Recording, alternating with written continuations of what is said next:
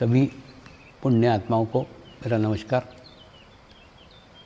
ये 2021 नव वर्ष के लिए आप सभी को खूब खूब शुभकामनाएं। पिछला हमारा वर्ष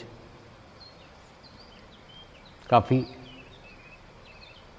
अलग ही स्थिति में बीता है और ऐसे वातावरण में भी गुरु शक्तियों ने हमको पूर्णतः सुरक्षित रखा। तो इसलिए मुझे लगता है सर्वप्रथम आज हम उठ कर के पहले परमात्मा का धन्यवाद दें कि हे परमात्मा, आज का सूर्योदय, नव वर्ष का सूर्योदय आपकी करुणा में मुझे देखने का सुअवसर प्राप्त हुआ। इसलिए मैं आपका हृदय से आभारी हूँ। परमात्मा को धन्यवाद दीजिए, क्योंकि कई ऐसे लोग हैं जो इस नव वर्ष की सुबह का सूरज नहीं देख पाए। तो इसलिए सबसे पहले परमात्मा को धन्यवाद दीजिए और उसके बाद इस वर्ष में क्या करना चाहिए, क्या नहीं करना चाहिए, इसके ऊपर आज हम विचार करेंगे। दूसरा, इस वर्ष की आवश्यकता है सामूहिकता। इस वर्ष की आवश्यकता है कलेक्टिविटी। हम जितने सामूहिकता में रहेंगे, जितने कलेक्टिविटी में रहेंगे, उतने ही सकारात्मक शक्तियों के साथ में जुड़े रहेंगे। तो आवश्यकता है सामूहिक सकारात्मक शक्तियों के साथ जुड़ने की, और ये हम तभी कर सकते हैं जब हम ध्यान के माध्यम से, मेडिटेशंस के माध्यम से अपने आप को सकारात्मक शक्तियों के साथ जोड़ के सकें। देखिए, समर्पण ध्यान योग एक ऐसा माध्यम है, एक संस्कार का ऐसा माध्यम है, जिस संस्कार के माध्यम से विश्व के अच्छे आत्माओं की सामूहिकता, विश्व के पवित्र आत्माओं की सामूहिकता, विश्व के शुद्ध आत्माओं की सामूहिकता हमारे साथ होती है। तो आवश्यकता है हमको उसके साथ जुड़ने की। देखिए, कोई भी ऑनलाइन कार्यक्रम होते हैं, कोई भी टीवी पे कार्यक्रम होते हैं, कोई भी डायरेक्ट वीडियो वाले कार्यक्रम होते हैं, उन कार्यक्रमों से जुड़िए। आप वीडियो के क्लिप देखिए, वीडियो के शिविर देखिए। उसमें क्या रहता है, कभी हम तनाव में रहे, कभी हम टेंशन में रहे।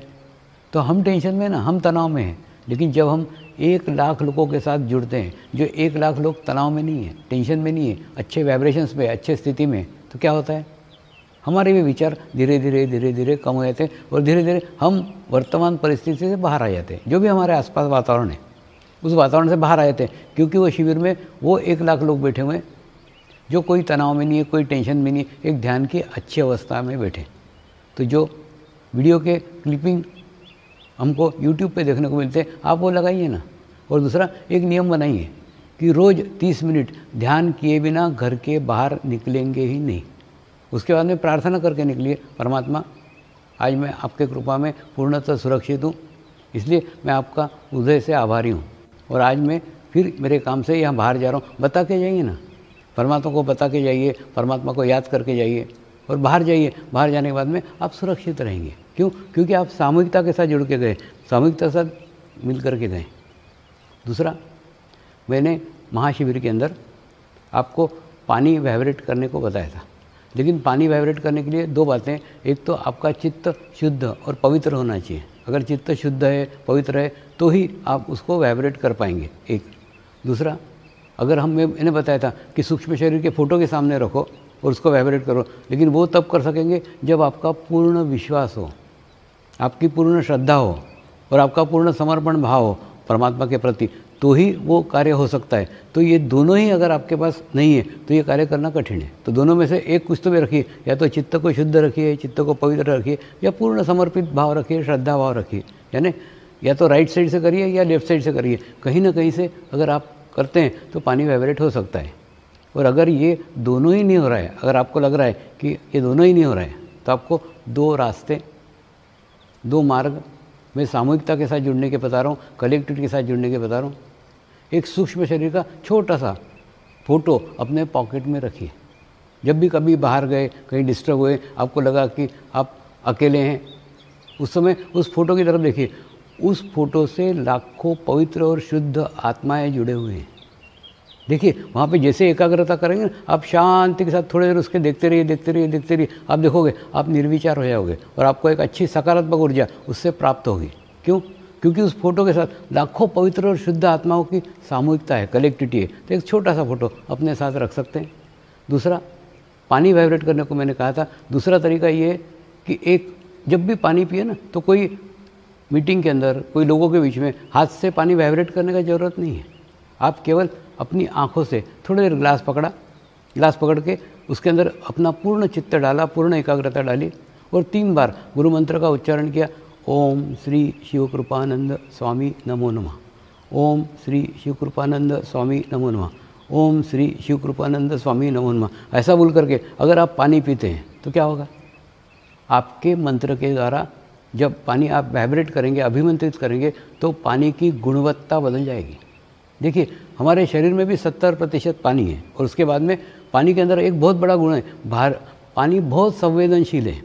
आप जो संवेदना है, जो एनर्जी, जो ऊर्जा आप उसके अंदर डाल रहे हो ना, आप इस मंत्र के माध्यम से उस पानी को वाइब्रेट कर रहे हैं और वाइब्रेट करने के बाद में आप देख रहे हैं, उसको हाथ से करने की जरूरत नहीं, सिर्फ आँख से देखो। और ये देखना, हम मीटिंग में भी हैं, सबके सामने तो भी देख सकते हैं कि थोड़ी जैसे अपन जैसे कोई कचरा पड़ा होगी ना ग्लास में, अपन थोड़ा सा देखते हैं ग्लास की तरफ, फिर पीते हैं। उसी प्रकार से थोड़ा सा देखो, देख करके मन ही मन ये 3 बार उच्चारण करो, तो मंत्र से जो एनर्जी निर्माण होगी वो एनर्जी आपके पानी को वाइब्रेट करेगी और उसके बाद में वही पानी जब आप पियोगे ना, तो आपको एक अच्छी चेतना, एक सकारात्मक शक्ति आपके जीवन में प्राप्त हो जाएगी। तो कहने का अर्थ, कई मार्ग, कई रास्ते 2021 में भी हमको हमारे जीवन के साथ जोड़ने की शुरुआत करना होगी।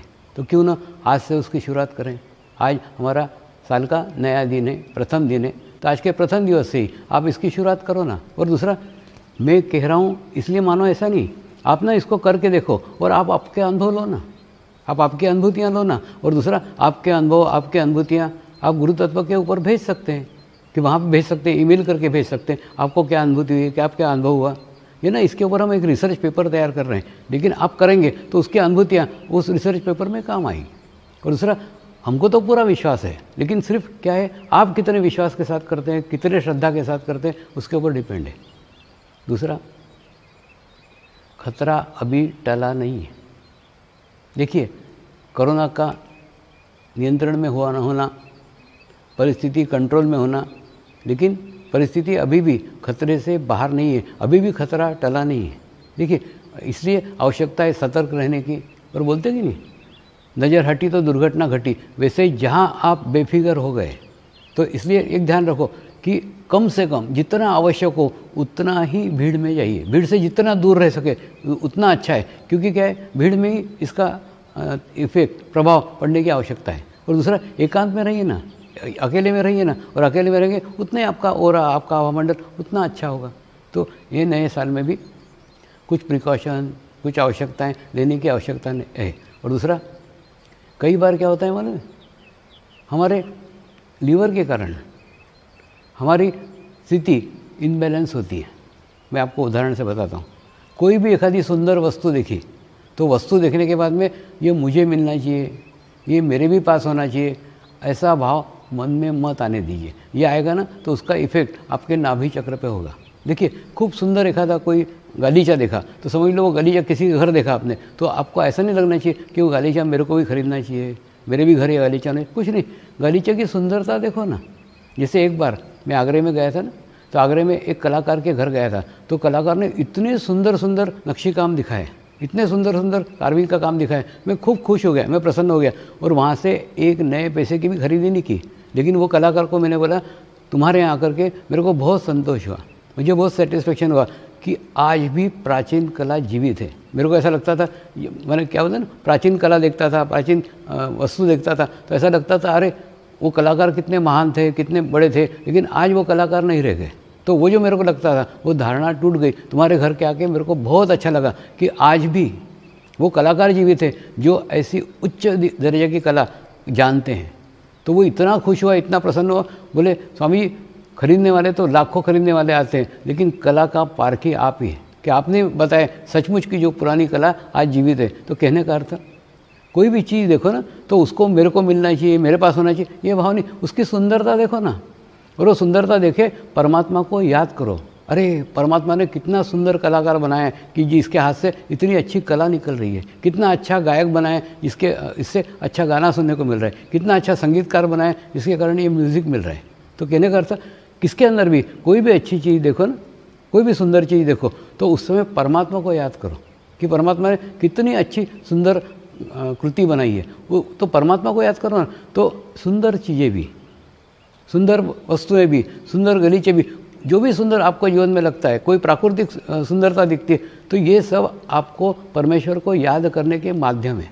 लेकिन आप उसका कितना सदुपयोग करते हो कितना नहीं मालूम नहीं। लेकिन अगर जहाँ आपने सोचा ये मेरे को भी मिलना चाहिए, मेरे पास भी होना चाहिए, बस वहीं पे गड़बड़ हो जाती है और वहाँ पे जाके हमारा लीवर पे उसका बुरा इफेक्ट आता है, हमारे नाभि चक्र पे बुरा इफेक्ट आता है और नाभि चक्र फिर पूरे हमारे चक्रों को इम्बैलेंस करता है। तो एक भाव, एक सद्भावना रखो ना। और दूसरा, सदैव परमेश्वर को धन्यवाद दो।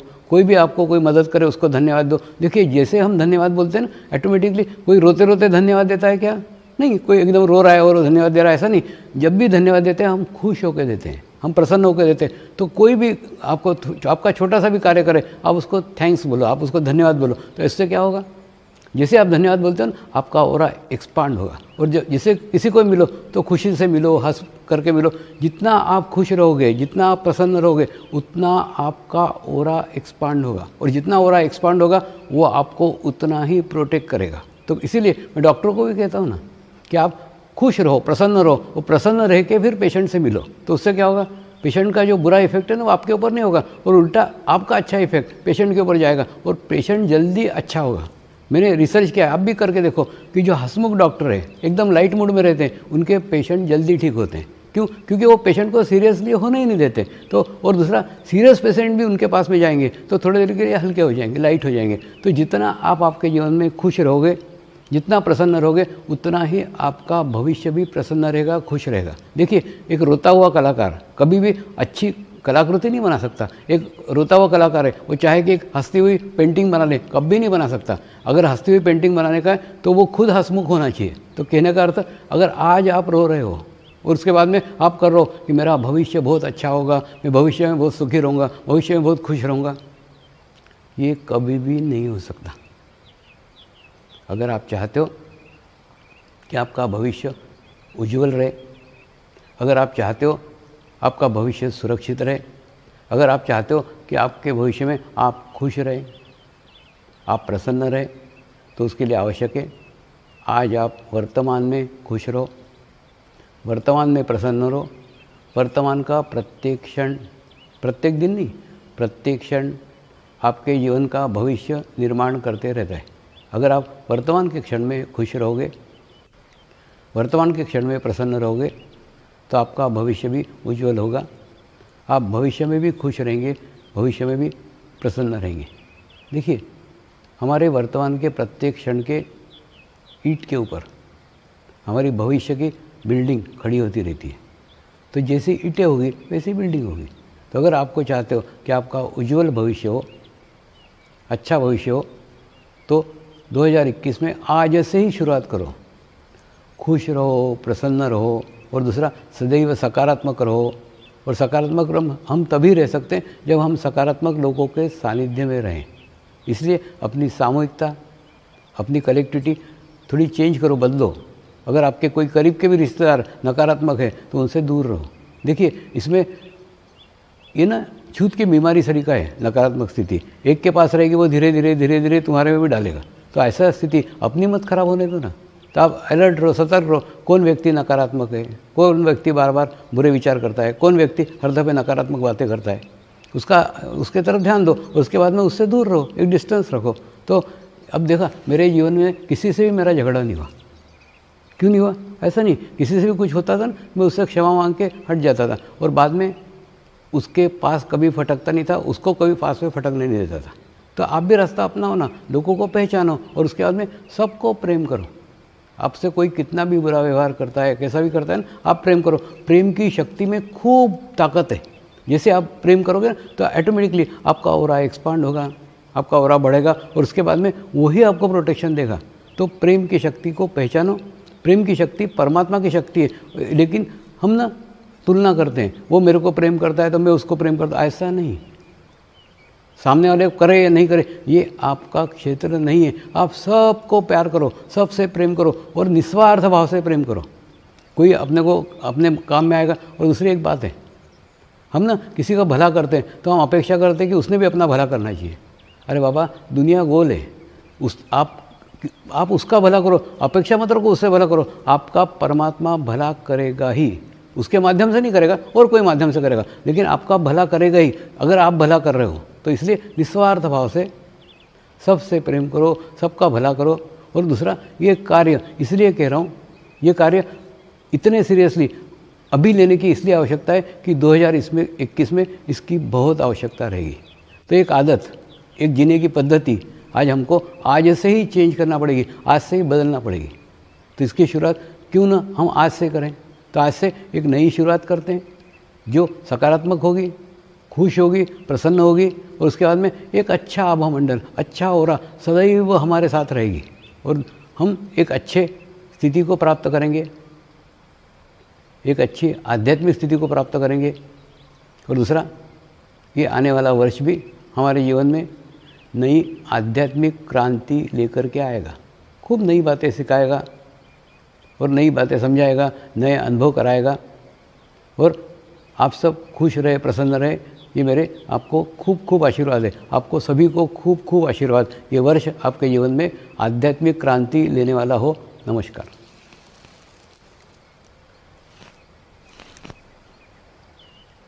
आइए चलें, हम नए साल की शुरुआत ध्यान से शुरू करते हैं। जो लोग कुर्सी पे बैठे हैं वो ज़मीन पे बैठ जाइए और देखिए, ज़मीन पे बैठने पे मूलाधार चक्र हमारा ज़मीन के साथ स्पर्श होता है।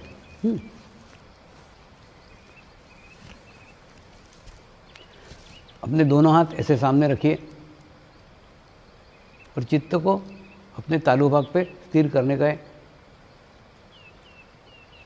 राइट हैंड को तालु भाग पे रखिए, आंखें बंद कर लीजिए, हल्के से दबाव दीजिए और 3 बार क्लॉकवाइज कीजिए।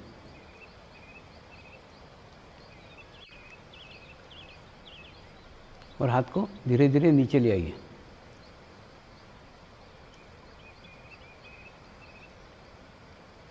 मेरे साथ मंत्र का उच्चारण करेंगे। मैं एक पवित्र आत्मा हूँ।